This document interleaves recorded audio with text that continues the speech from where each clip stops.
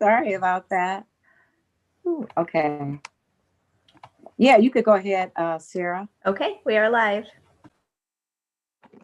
Okay, this is the beginning of the Accountability and Transparency Working Committee. And first off, I would like to have a motion to approve the last meeting's minutes. Do I have a motion? So moved. Do I get a second? Second. All right, thank you. Motion has been approved and carried. This evening, the purpose of this meeting is to reel in all the things that we have accomplished thus far and to see from those former meetings where we want to go from here. So before we get started, there's some congratulations in order. I'm going to let Shamus do those if he would like to have the honor of doing those. Sure. Just, I think we wanted to, we're appreciative for all of our APD liaisons who have worked with us this fall, and would like to particularly congratulate Sergeant Kapler, who became Lieutenant Kapler this week. So congratulations. Thank you very much. And also we really appreciate our interns, Shelby and Trevon, for being with us and helping out, and also our auditor, Phil Young, and all of the guests and speakers that we've had. Okay. And also our very own clerk has been certified. She's the first to be certified as a municipal clerk. Is that correct, Sarah? So I achieved my certified municipal clerk designation yesterday, yes. And our current clerk, Bob Keith, said he thinks that this is I'm the first one in Akron that's gotten the certification, but I've not looked into that yet. Well, as soon as you confirm that, then, we'll just shout even louder. But congratulations to you. We're very proud. Thank you. And I see you as a trailblazer. So I'm going to consider that it's already the first, and you've accomplished it first. So there we have that. Okay, so from here, do we have all of our liaisons present this evening? I know we have the new Lieutenant Kapler as present. So what about our Lieutenant Brown? Go ahead. Yes, Thomas. he is here. I'm here. I'm sorry. I've got my video off here for a minute. Thank you for coming. And then we have also one other sergeant. Are you here? Yeah, he's here. He's here. Okay. All right. So everybody's present. Okay, great. So Shamus, I'm going to let you get things started with this phase of the group and kind of roll back the things that we have already spoken about. Shelby, I'm sorry. She did a very good job at capturing the meetings from start to finish.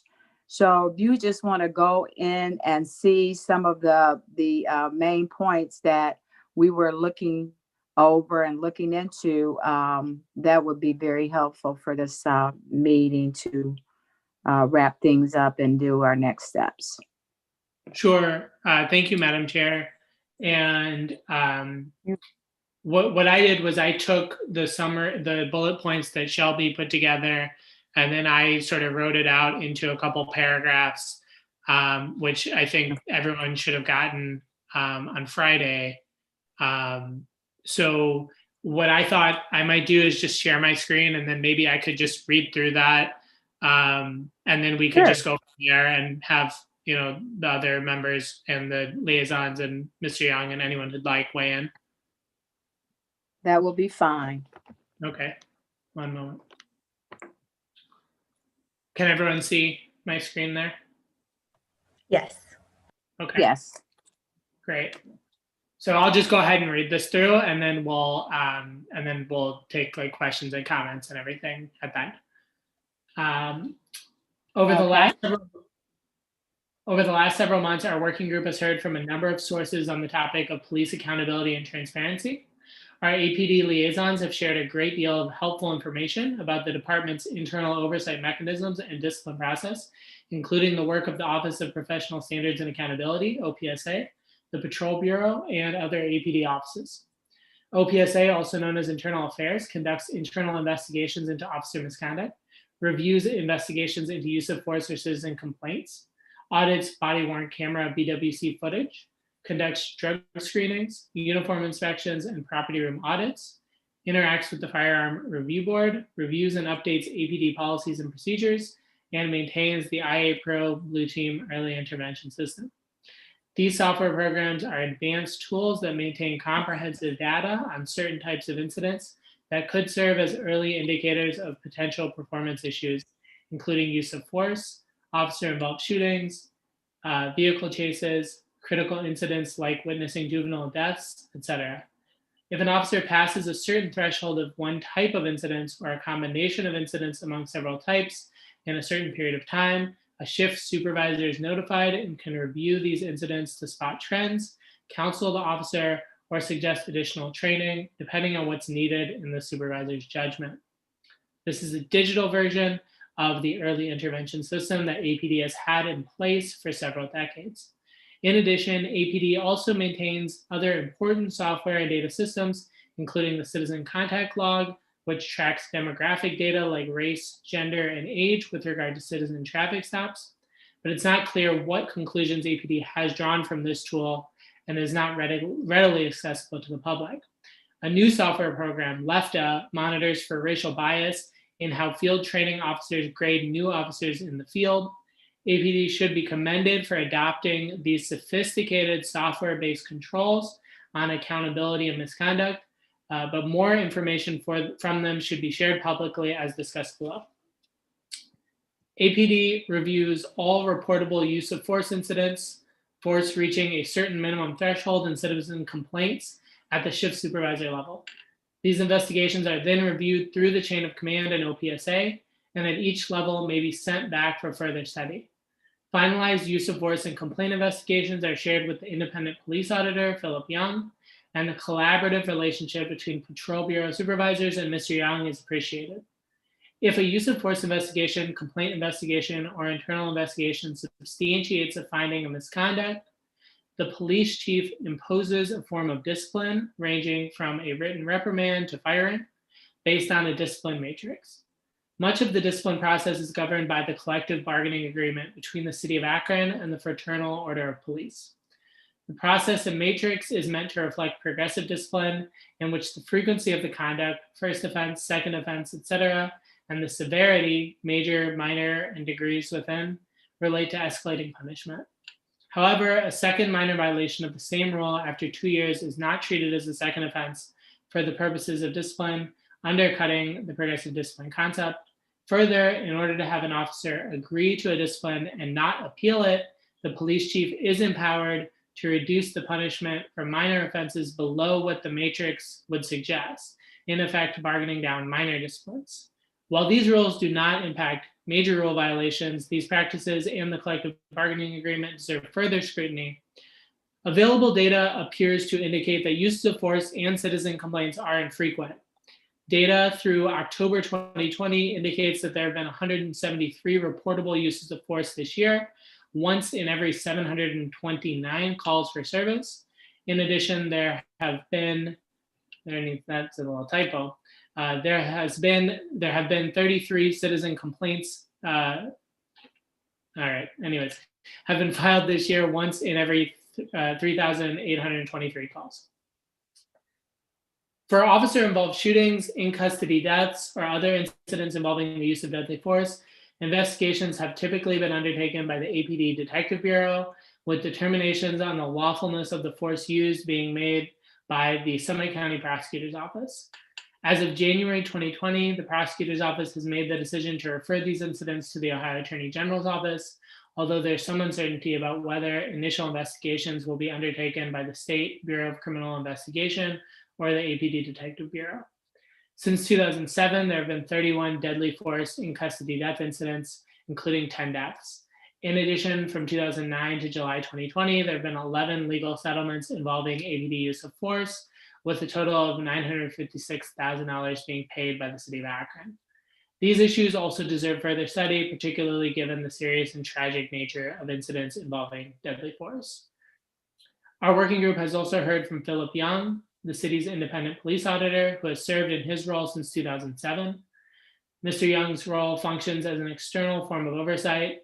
His office serves as an alternative location for the filing of civilian complaints, and he is charged with auditing complaint investigations, making policy recommendations, and reviewing officer-involved shootings. As noted above, APD shares some information with Mr. Young, including copies of completed investigations into use of force incidents and citizen complaints. However, Mr. Young's ability to effectively monitor the department and its 458 officers is significantly hampered by his 30-hour-a-week position and lack of any staff support. In addition, Mr. Young does not have direct access to body-worn camera footage through evidence.com or access to the IA Pro Blue Team software, both of which would make external oversight much more robust and effective. These limitations are largely because the police auditor role is not defined in our city code or charter, and so Mr. Young has no defined authority to access information that he needs, in many instances having the same type of access as any other citizen. We've also heard from a number of experts in police accountability and oversight from across the country, including Cameron McElhenney, Director of Training and Education for the National Association of Civilian Oversight of Law Enforcement, Nicole, Susan Hudson, New Orleans Police Monitor, Fred Davey, Chairman of the New York Civilian Complaint Review Board, Willie Bell, Chairman of the Detroit Board of Police Commissioners, and Don Casimir, retired from the Police Commission in Richmond, California. All of these individuals have spoken about their experiences with external oversight of policing and how important external oversight is in building community trust in law enforcement. Ms. McElhenney presented on NACOL's 13 principles of effective oversight, which include independence, clearly defined and adequate jurisdiction and authority, unfettered access to records and facilities, access to law enforcement executives and internal affairs staff, full cooperation, sustained stakeholder support, adequate funding and operational resources, public reporting and transparency, policy and patterns and practice analysis, community outreach, community involvement, confidentiality, anonymity and protection from retaliation, and procedural justice and legitimacy. In our society, we entrust police with the critical responsibility of protecting public safety, including by using force if necessary. External oversight recognizes that the seriousness of this delegated power requires particular scrutiny in order to ensure that the rights of the public are protected. On both a national and local level, historic injustices have created a trust deficit in how the public, particularly communities of color, interact with law enforcement and government more broadly. Community trust is essential for effective policing. Strong external oversight helps build trust between police and the community and operates as a two-way street, allowing the community to share concerns and ideas while allowing police to give the community a better understanding of the difficult job they do.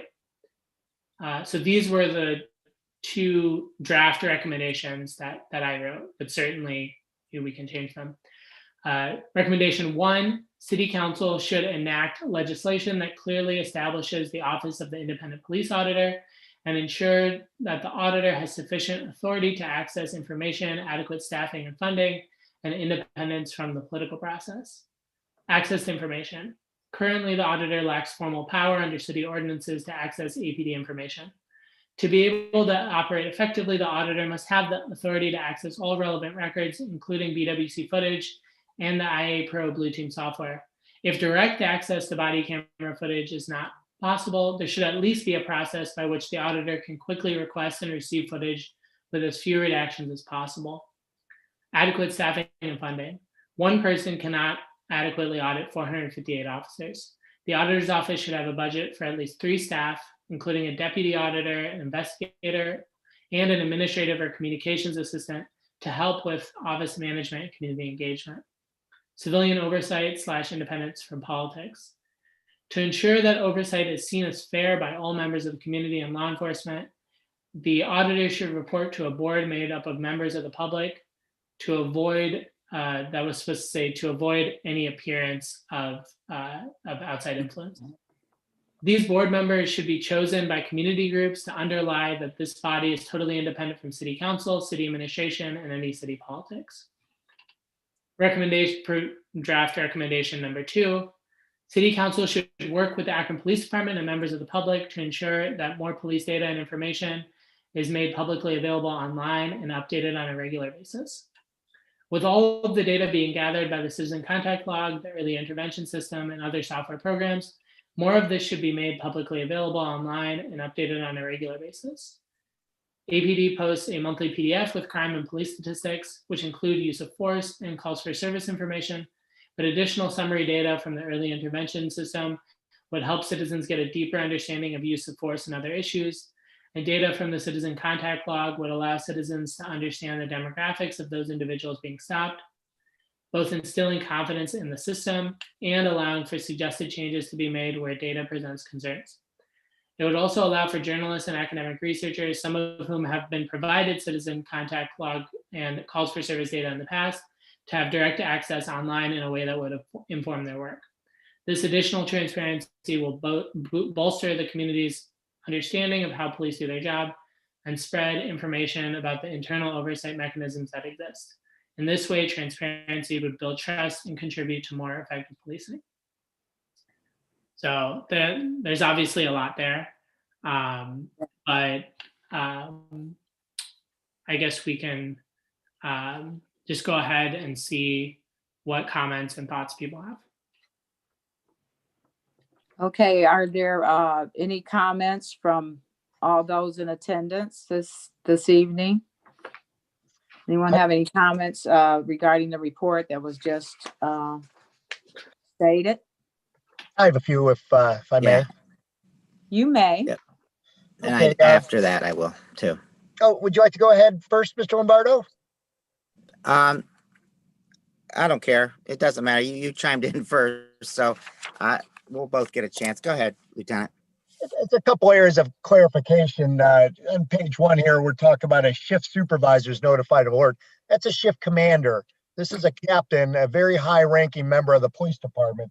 So we don't want it to seem like that, a sergeant or somebody is very low-level management is advised of this. So it is a shift commander that handles an alert and determines. And once again, some of these alerts determine nothing is wrong whatsoever. But if there is a need to look into it, investigate, that's done by a shift commander. And Mr. Young down there has more than just the patrol operations people. He can contact any shift commander, any deputy chief, our office, and OOPSA available to assist him whenever he needs. Also, discipline is not governed by the collective bargaining agreement. Discipline is governed by the rules and regulations of the Akron Police Department. The only thing the collective bargaining agreement gives is covers the appeal process and the length of time that investigation must last. So that's really what the collective bargaining unit does. I don't want anything that the union's contract runs discipline. That is governed by our rules and regulations, and that's how we handle that. And once again, the collective bargaining agreement is more of an appeal process and protects some rights of employees during that process, but it doesn't run the discipline process.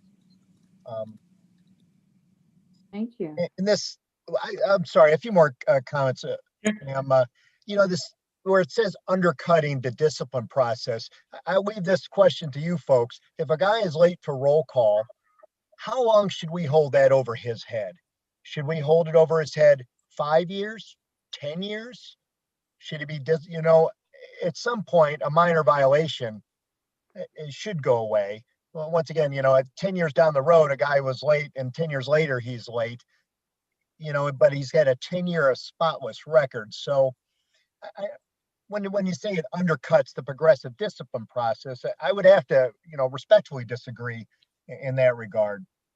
And just the last comment I'd like to make is that we do share all information with Mr. Young, and any video he wants to see, he's allowed to come see it at any time. We're not holding any kind of videos back from him or anyway. Our only contention is that at some point that those videos have to be redacted to protect sensitive information, but we're actually working on possible workaround for that right now. And, we can explore that more in the future.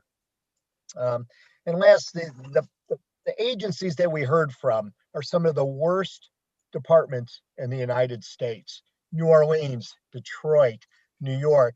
These departments are, rampant with corruption and consent decrees from the Justice Department, and just to express that we are nowhere near have those challenges that those communities do. And then we bring up Richmond, California, which is an agency actually smaller than us. But I don't know if you guys realize that Richmond, California is the 11th most dangerous community in California. If you could let that sink in for a second. And once again, we are not these other communities. So I don't want any, citizen to think that this is the same situation here in Akron that their police department, faces, and that in need of that kind of level of civilian oversight that those departments certainly probably do need to have. So thank you for your time. I just wanted to make a couple points, and what maybe I'll jot some of these down and email these over to you, Mr. Malik, and we can have a discussion about this at any time that you like. Thank you, Lieutenant Brown. Those are all really appreciated. I think I got most of them, but certainly, want to make sure that I got all of them. And just as far as the last point, I think totally hear you that those are, in many cases, departments that have faced, some of the most severe issues that you can, and that's not the case here. But also, I think one of the points that I think it was you made is that oftentimes when we look at policies, sometimes consent decrees and other places where they have sort of the strictest things can often help serve as a basis for how we can stay ahead of the game. So that was one of the thoughts.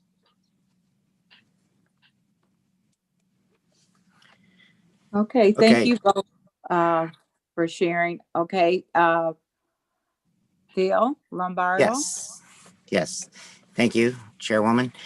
First of all, just want to thank our men and women in blue for all that they do, and your roles, Lieutenant Brown and as it's Sergeant Spano, and now it's Lieutenant Kapler, and I'm sorry if there's anybody else. I'm not seeing the screen. I'm just seeing the Word document, but that's okay. Just thank you for being here and all that you do. Shamus, this document is very well written. I mean, it's the summary is a good synopsis of what has been going on. And it's, like I said, I know you put a lot of time into that. So thank you for doing that. I just wanted to share some concerns, and, I guess, first of all, we'll just start with, an apples to apples comparison, as Lieutenant Brown indicated about these experts that were coming from the communities that just aren't the same as Akron, Ohio.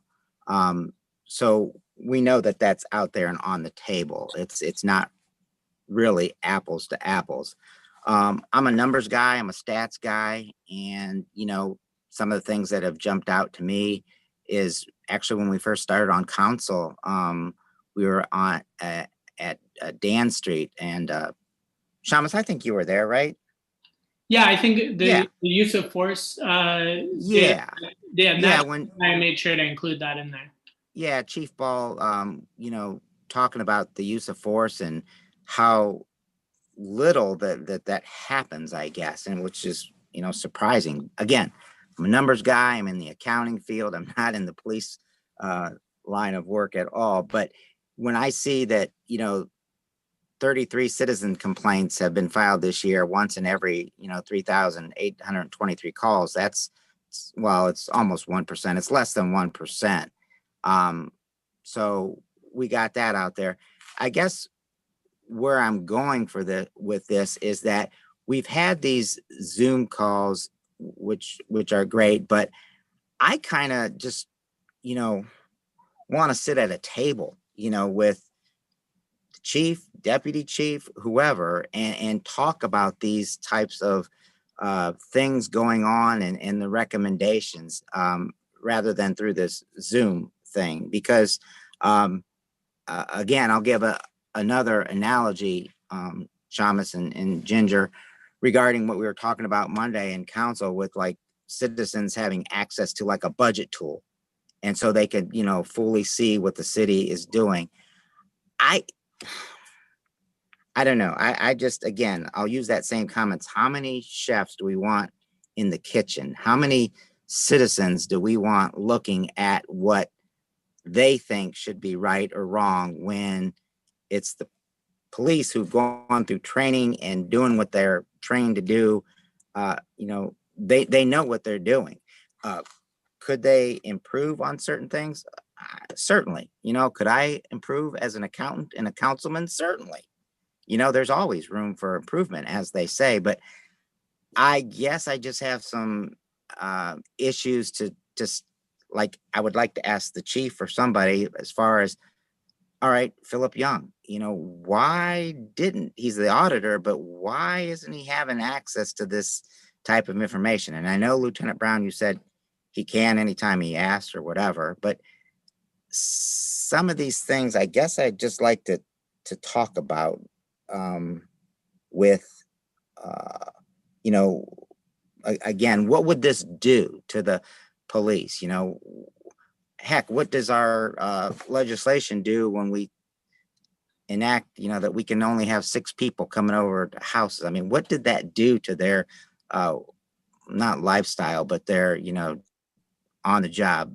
What did that do to them? And how did they have to change course on the, however they patrol? So I just want to talk about these things live with people at a round table. Thank you. Okay, thank you for sharing. Are there any more comments? Yes, this is Phil Young. I have a question. Okay, And go I ahead, guess Phil. it would be for Lieutenant Brown. We now have a firearms review board. Who's on that? And when was it established? I'm not sure when it was established. I know that OOPSA takes part of that, along with training, patrol operations commanders, deputy chiefs, and we look over these incidents and to see if there's anything that we could be doing better. And that usually occurs after these incidents go through the process. So I'm not sure when this started, but if I'm not mistaken, our rules and regulations from 1991 mention the creation of a firearms review board. So I know at least since then, but I imagined long before that. Well, I know that there was one mentioned, but for years I've never been able to determine who was actually on that board and when they met and what they did.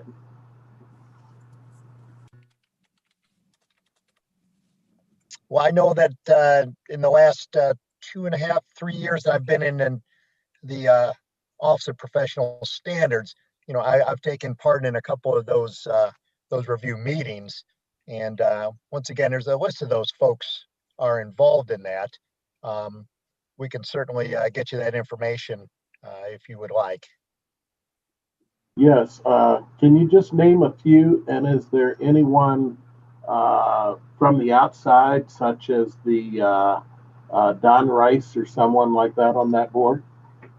Well, this is an internal meeting that we meet in order to look at these incidents, and then we make recommendations as to training or anything else that we feel that could have been done or better in these incidents. So nobody from human resources has been at those meetings that I've been involved in. So that information isn't shared with anyone but the training staff. And once again, this is an internal process that we use to take a look at these incidents and see what we could do better as a department.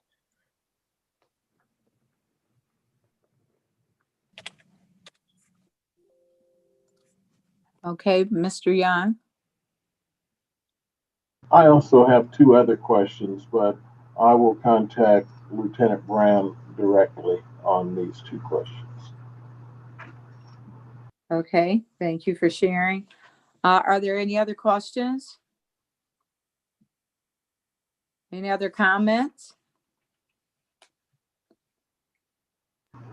I guess there is one more question I could ask Lieutenant Brown at this point, and that's the phrase reasonably objective. If he could explain that term to me and where it came from. What in what context? In use of force, if there's a use of force case, it always says that the force was reasonably objective. I'd like to know where that term comes from and how it's applied. Is this a gotcha question, Phil? We're talking about the landmark case from 1985, Graham v. Connor, where the Supreme Court moved the examination of police use of force or excessive force from the due process into the unreasonable seizures. Right? So it's going to be examined under the Fourth Amendment. And the Supreme Court decided in that case that the use of force will be judged from the perspective of an officer and not from 2020 hindsight, money quarterback, and where people are looking back and will determine whether the force was objectively reasonable under the circumstances.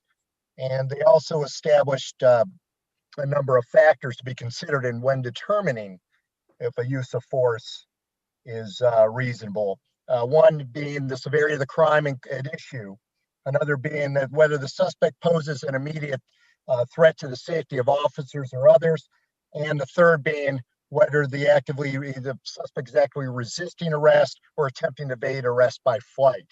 So I mean, we can go on to a lengthy discussion on this landmark case and even discuss some of the circumstances what brought it about. But use of force now is under that to judge whether a force was reasonable, objectively reasonable or not, using those factors as established in that Supreme Court case.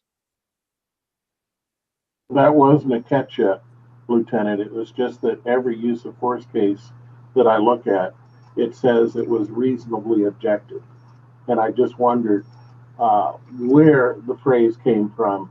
And when we have new supervisors, new sergeants, or whatever that is looking for those, is it just something that they put in their report, or do they understand these landmark laws? Have they been trained? Yeah, when we discuss this and we train these supervisors, that's how you investigate a use of force. And I do conduct some of that training. It has to be judged on a reasonable standard. Was the seizure reasonable? And was it based on these factors as established in Graham? There's a couple other cases, that are involved. Corey Hill versus Miracle, which discusses when we objectively reasonable force on a person maybe that is experiencing a medical emergency and unable to help themselves, and when force must be used to help that person. And another one is Tennessee versus Gardner, which discusses use of force on people fleeing from the police.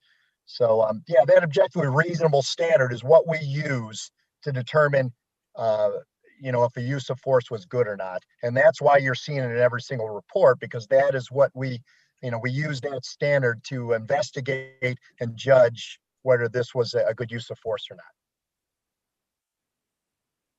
Thank you. Again, that's not a catch-all question. Oh, I said that as a joke. That was the joke. I just want everybody to understand that's in our committee. Yeah, and it's quite complex, and I would think a lay person may have a little trouble understanding that, but maybe that's something that we could put out to the public so they can understand, how we come to these conclusions. So I mean, that's certainly something can also be done. I think that was my point in asking that question, and I think that would be a great idea if we could educate the public on what's objectively reasonable. I've seen in the last several years with these high-profile incidents, I think that's been publicized quite a bit, but another go would certainly not hurt anything. Madam Chair, I had another comment. Okay, go ahead. I just kind of, in relation to Councilman Lombardo's point, I think that certainly, you know, I think one of the things we've learned over the course of the 5 meetings that we had is just how much there is to learn, right? And in a lot of ways, we are, Right. just beginning to dig into this, right? Right. These are very complex issues, right? The question of leads information being spoken in body worn camera footage, and there are very significant state restrictions on who's able to listen to leads. And so I think we all take those very seriously, and those these aren't simple issues. The one thing I guess I would say is that we are coming to the end of this part of the process, and we're going to continue this process next year. But I think in order to have some form of recommendations that we can put forward to the broader council in early December, the way that some of the language in the recommendations is structured is so that it's a recommendation about the broad principles, right? Strengthening the auditor's role, because having no city law that actually talks about what the auditor has access to, that creates issues, right? But it leaves the details of what all of that would be, and also the details of what information we would all work together to determine what information can be shared online. And I think in that way we really could continue these conversations. We could also include the deputy chiefs and the chief and the city administration in these conversations.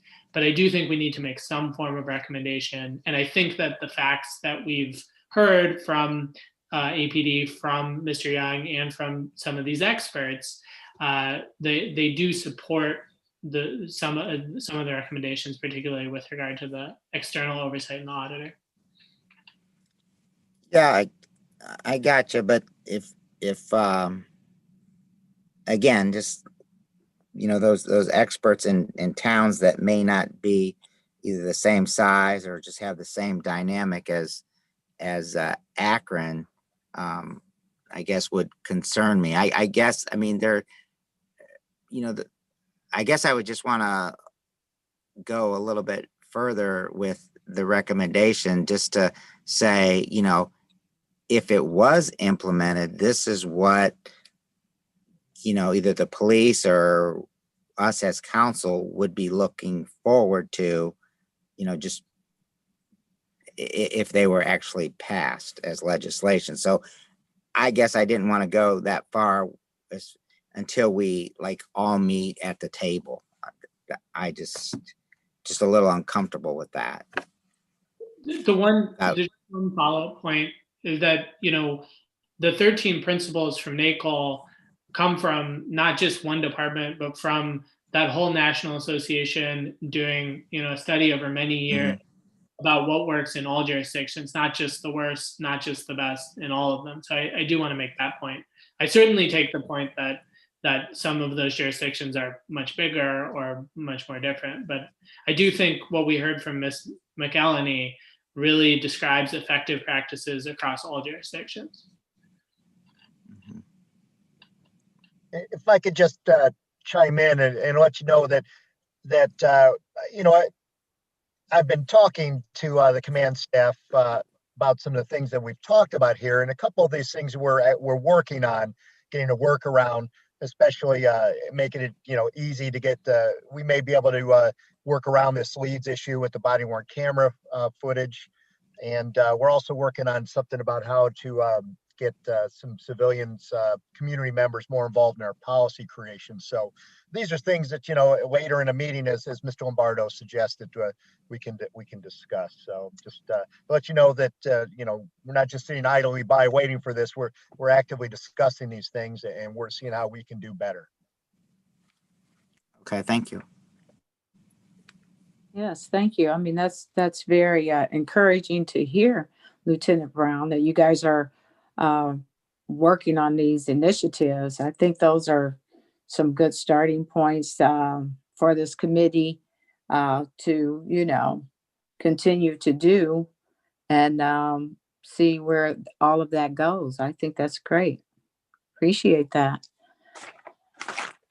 Okay, so we have had much discussion. So are we gonna lay down some specific next steps, or is this still gonna be like a workable process as far as needling or narrowing down specific next steps?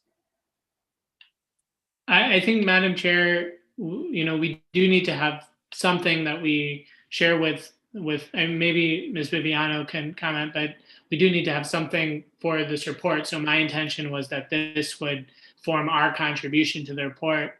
I certainly acknowledge that, some of the points that Lieutenant Brown made. So we definitely want to make some of those changes, right?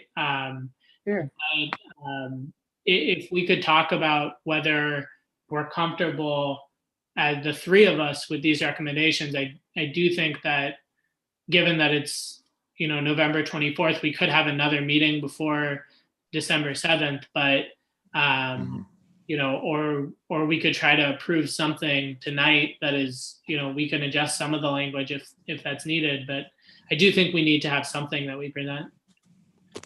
Yeah, I agree. We needed to have something, but I guess if we were in council, I would make a motion for time and just to have another meeting with, three of us to, talk about these recommendations before the deadline is December 7th to council, right?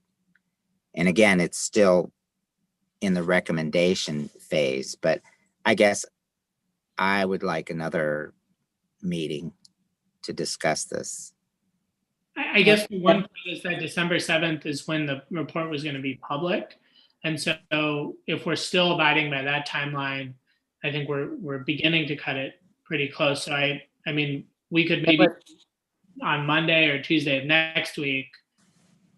Well, Tuesday of next week is the 1st. So we could, if you guys agree, the two of you agree, we can do it on next Tuesday, the three of us. Actually, what's of all that? days of the month, day one is very bad for me. Okay. Oh, okay. The 1st of the month. Okay. Yeah, first January. Yeah. What about would the 2nd work for you? Depending on what time. Are we talking 5 o'clock or are we talking noon? I mean, if it's 5, it's better. Okay, 5. That's been the time that we've met anyway. So Okay. 5. What about you, Shamus? Is that going to work for you? I think that works for me, but could I suggest that maybe we try to do it before council on Monday, just so we give Sarah a little bit more time in terms of compiling? That's going to be difficult for me because that's the day I return back to work. Okay. So Wednesday is fine. The 1st is okay. The 1st is okay. I just didn't know, I lost track of the time. So if it's 5 o'clock, I'm providing no problems here. I'm done it by 5. So I could meet the 1st at 5 o'clock. Is that better for you, Shamus? It's fine. Okay. So we'll plan to meet the 1st at 5 o'clock, which is next Tuesday, and get some specifics laid down for our recommendations at that time. Does that work for everyone? Okay. Yep, that's fine. Okay, if there's no other questions, concerns, or comments, then I'm going to ask for a motion to adjourn. Motion to adjourn. All right. We are adjourned. Thank Thank you, everyone.